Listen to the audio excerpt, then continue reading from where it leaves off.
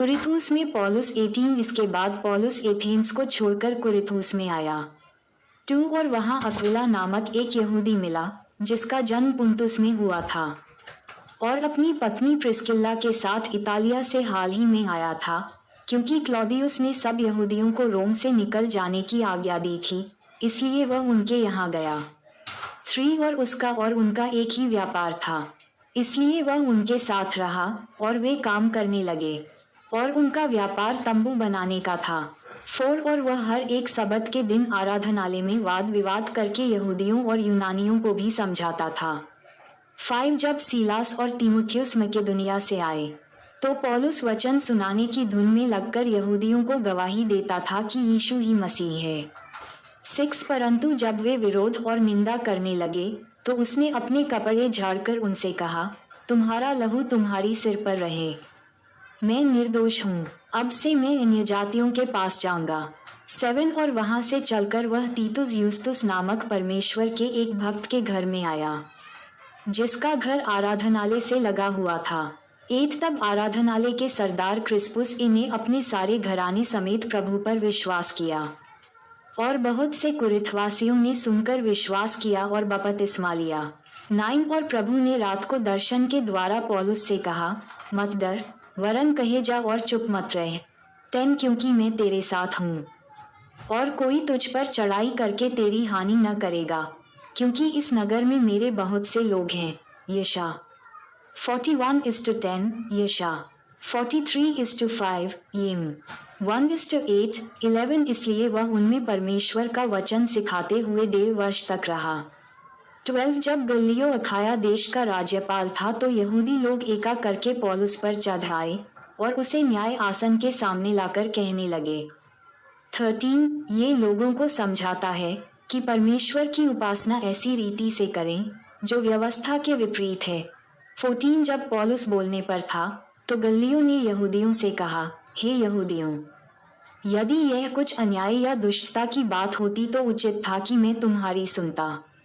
15 परंतु यदि यह वाद विवाद शब्दों और नामों और तुम्हारे यहाँ की व्यवस्था के विषय में है तो तुम ही जानो, क्योंकि मैं इन बातों का न्याय बनना नहीं चाहता 16 और उसने उन्हें न्याय आसन के सामने से निकलवा दिया 17 तब सब लोगों ने आराधनालय के सरदार सोस्थिनेस को पकड़ के न्याय आसन के सामने मारा,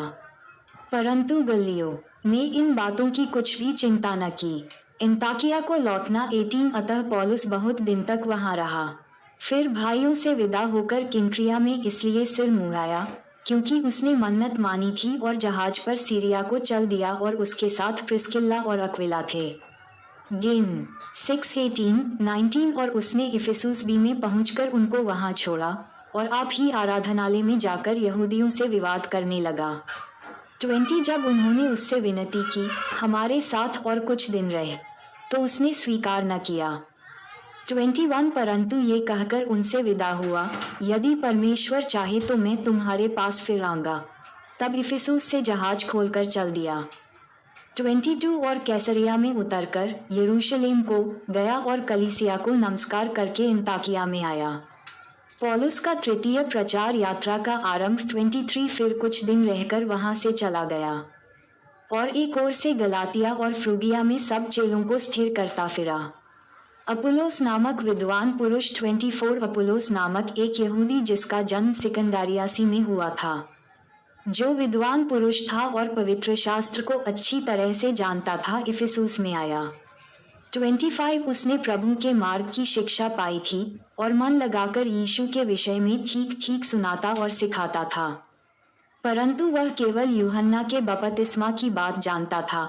26 वह आराधनालय में निडर होकर बोलने लगा, पर प्रिस्किल्ला और अक्विला उसकी बातें सुनकर उसे अपने यहाँ ले गए और परमेश्वर का मार्ग उसको और भी स्पष्ट रूप से बताया 27 और जब उसने निश्चय किया कि पार उतरकर अखाया को जाए तो भाइयों ने उसे ढाढ़स देकर चेलों को लिखा कि वे उससे अच्छी तरह मिलें और उसने पहुंचकर वहां उन लोगों की बड़ी सहायता की जिन्होंने अनुग्रह के कारण विश्वास किया था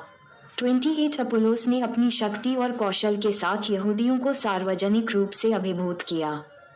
पवित्र शास्त्र से प्रमाण दे देकर कि यीशु ही मसीह है। माताएं एवं बहनों से निवेदन है कि अगर हमारी ये वीडियो आपको अच्छी लगी हो तो कृपया करके वीडियो को लाइक और सब्सक्राइब करना ना भूलें, क्योंकि हमारी वीडियो